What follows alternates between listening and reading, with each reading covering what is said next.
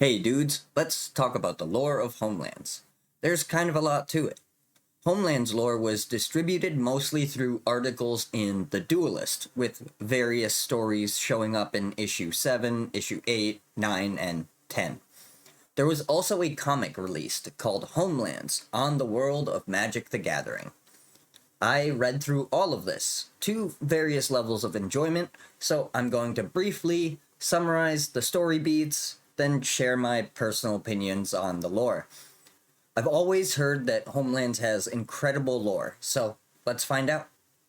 The first piece of lore was simply called The Story of Homelands, and it released in October of 95 in the Duelist issue number 7. This is pretty much just an overview, and everything in this half-page article is covered in other parts, so we'll just skip ahead to the comic. The comic was written by D.G. Chichester, a comic writer who's done a bunch of stuff including some Daredevil and Nick Fury, Agent of S.H.I.E.L.D. The art was done by Rebecca Gua, a name you should recognize as she's done some fantastic Magic cards over the years. The comic book opens up with a battle between Ravi and some wizard that dies before his name is relevant.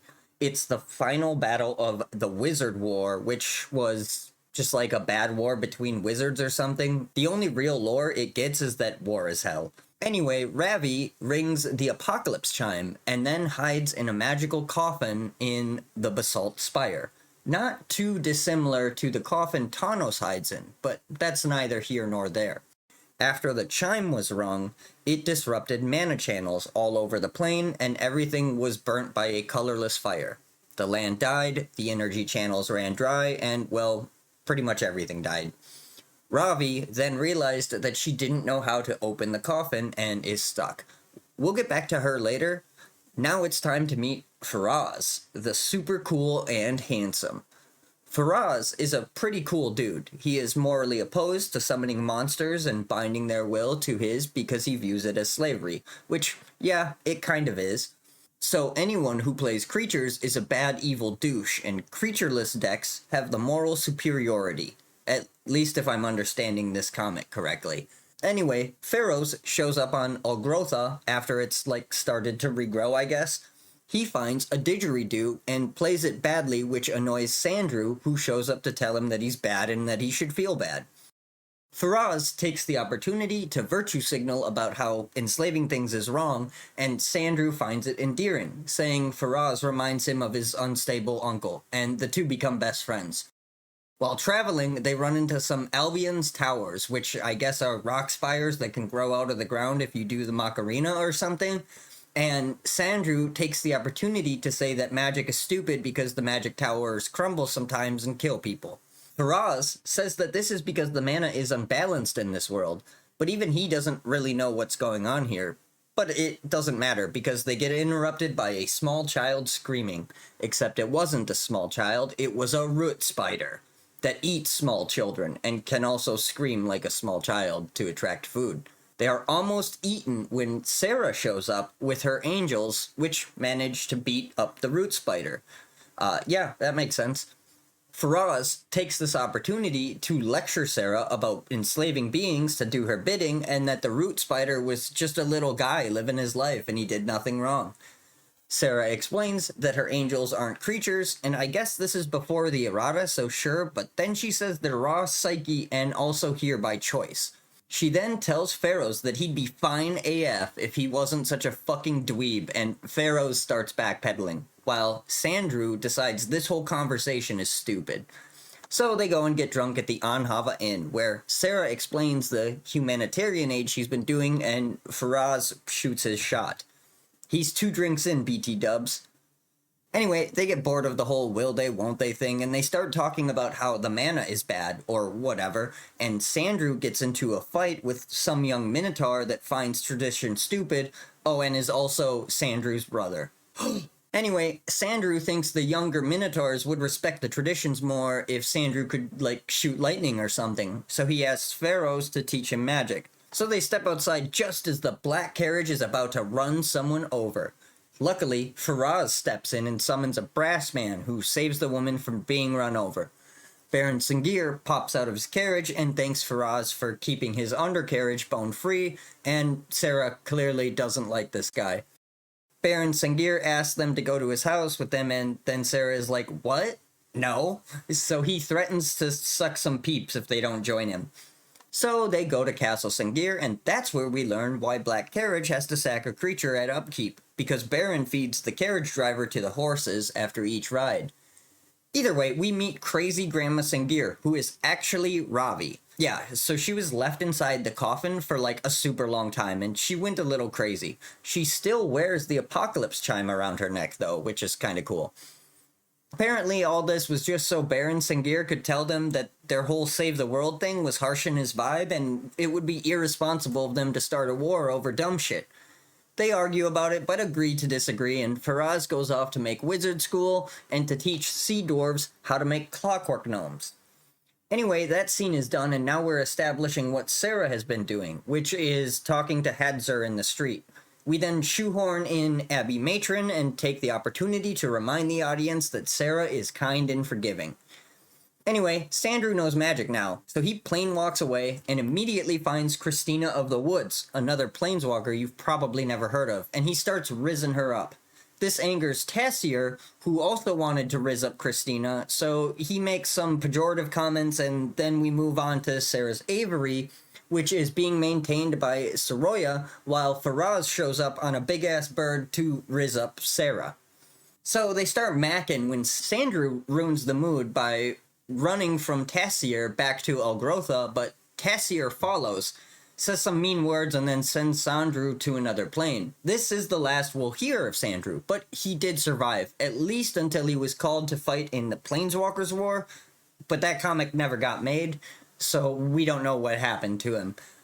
Where was I? Oh yeah, enraged by the teleportation of his friend and the fucking with his Riz attempt, Faraz goes into a rage and fights Tassier.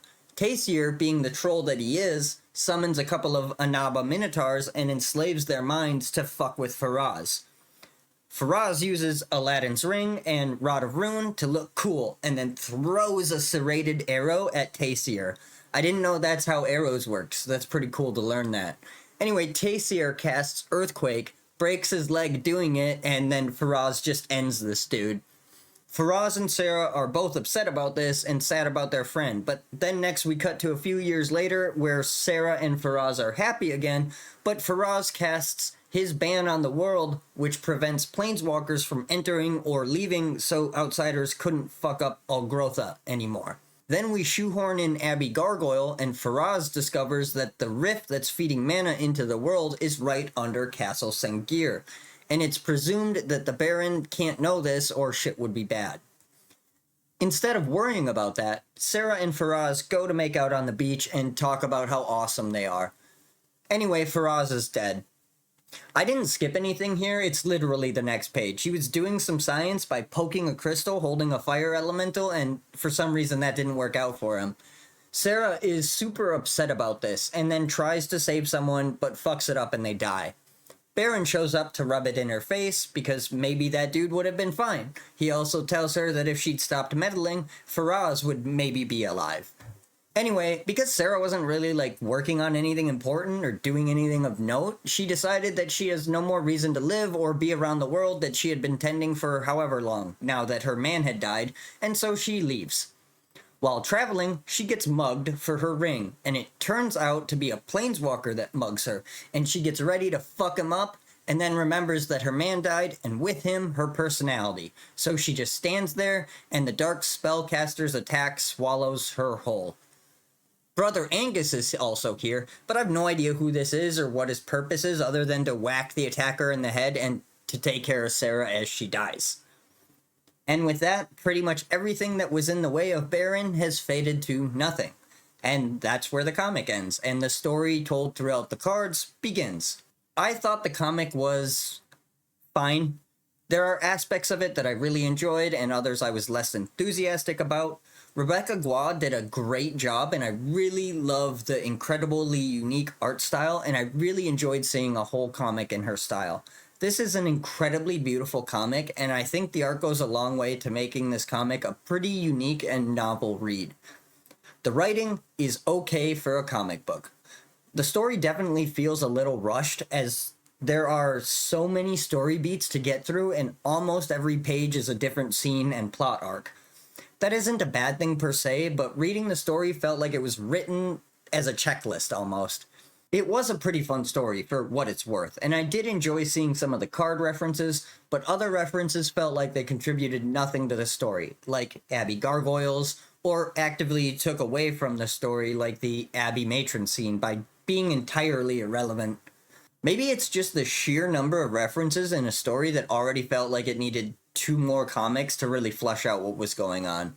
The plot is fine. I'm not the hugest fan of romance and fantasy. Like, it's fine, but the whole love B-plot in this comic felt really cringe to me personally. That is just a personal taste, though. I don't hate romance. I just find it over the top and a little stupid in this story. But you may have noticed that there are a ton of characters that we haven't talked about at all. We are not done with the lore of Homelands by a long shot. Going back to the Duelist issue number 7, there's a few page story called The Slowing of His Heart. I'm not going to go too deep into this one because it doesn't really push the plot along, instead focusing on world building specifically for the Anaba Minotaurs. It's the story of Thexar's death. Thexar is a young Minotaur that had earned the right to be scarred. It's like a rite of passage into adulthood, and a shaman would carve designs into their skin as a sort of tattoo. Netharna was the shaman who performed the procedure, but it was her first, and she botched it. The rest of the story is Thexar bleeding to death while the rest of the Minotaurs deal with and reflect on the situation. It's a really interesting read if you care about lore that has long since been retconned, but there really isn't anything else I can think of to say here, so let's just move on. To Eron the Relentless! Eron was showcased in The Duelist issue number 8, where they went over his story. Eron's story starts when he goes to the wizard school and Bernathine asks him to steal a tome of dark spells from grandmother Sengir's library.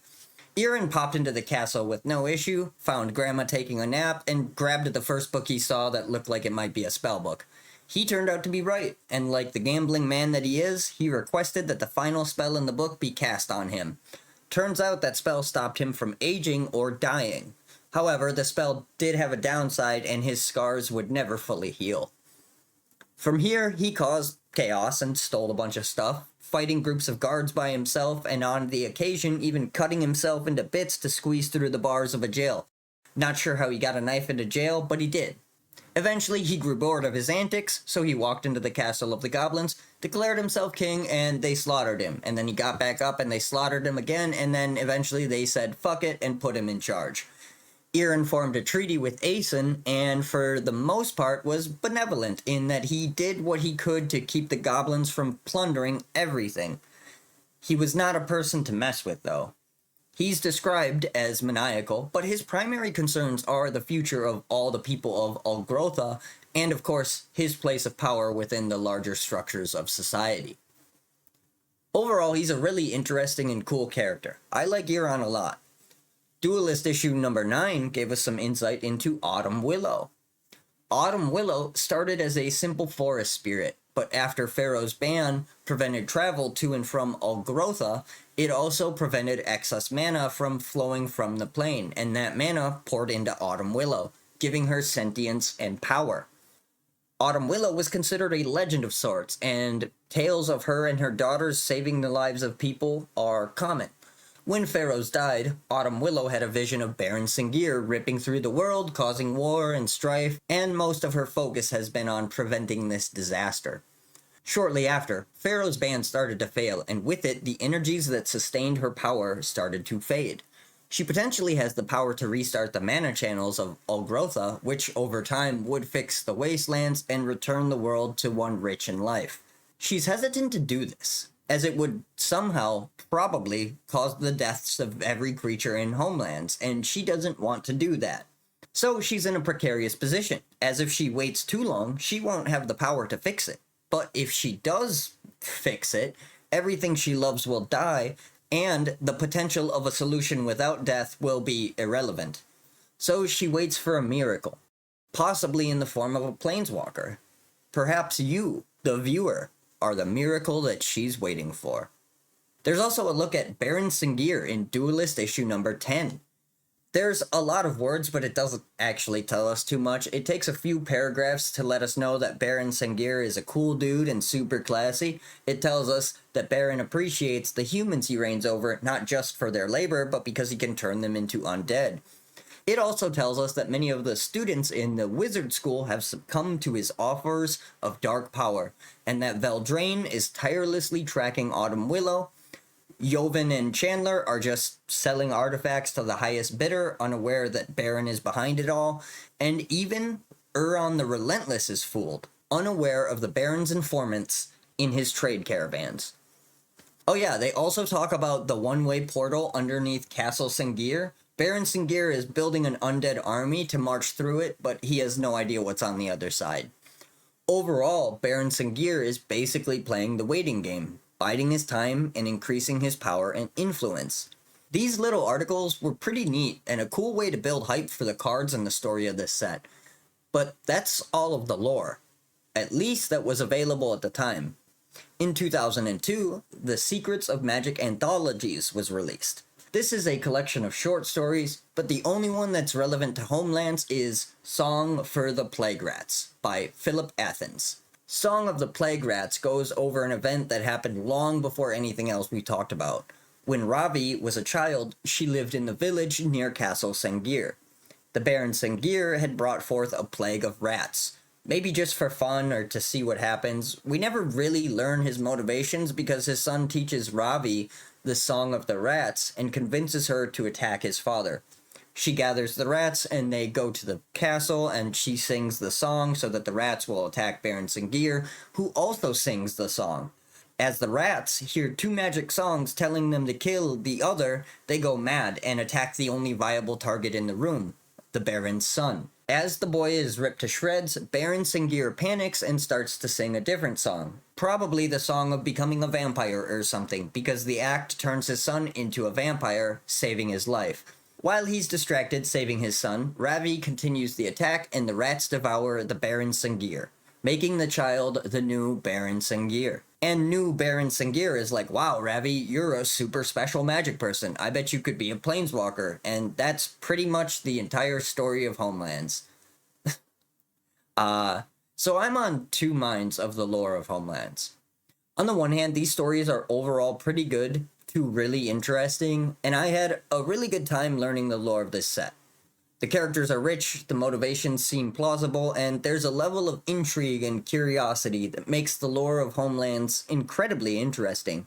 Pharaohs is a pretty interesting character, and the idea that he's against binding and summoning creatures is pretty interesting, but I'm not sure you want to frame a major mechanic of your game as being immoral and evil. Baron Sengir is a pretty intense and awesome character as well, and really all of the characters have their own strengths that are really fascinating. I can see why this lore resonated with a lot of people. It's really cool that scraps of information came out every few months in the latest magazine and you could get hyped for the set or learn more about this magical world. But fun time is over. I do want to say that we are all entitled to our opinions, and if you really like the story of Homelands, I think that's great, but I don't really like the Homelands lore. So this is hard to explain, and this is entirely just opinion, but I really prefer how Alpha handled lore and storytelling. To me, the lore is far more interesting when it is sparse and left up to interpretation. I understand not everyone agrees with this, so I don't want to call the story of Homelands bad. I just really prefer it when Sarah and Sengir are just words that imply a bigger story, but don't explain it. From the creation of Magic the Gathering, the story is that you are a planeswalker. You have your book of spells, and you battle other wizards, sometimes for stakes, sometimes for glory, and sometimes for fun. I really like the feeling that Alpha's lore and story provided. That this was a type of final frontier. That there are creatures and magic and realms that you've never heard of or seen. To me, Homelands takes too much from Alpha, and in doing so makes the world of Magic feel smaller, full of less possibility. I don't mind sets that take a bit of not well explained stuff from previous sets and expand on it, but Homelands just took so much, and in my opinion, cheapened the experience by doing so. In the designer interviews, they talk about how much fun they had when coming up with stories and with the history of characters and answering the question of who is Sarah. But in my opinion, by making this set, you rob the players of the same exact fun. Again, this is just an opinion. A lot of players do just want to read the stories and find out what happened, or to have these questions answered. But I think a lot of the fun is just kind of making this shit up yourself, or theorizing and wondering. I think Magic was cooler when the players were the main characters. And while the game has had main characters since Antiquities, or maybe even arguably Arabian Nights, I think sets like Homelands pushed it too far. I don't want to say I hated the lore, because I didn't, and I did genuinely enjoy these stories. But I do really prefer when the lore takes a lighter touch than what we got with Homelands.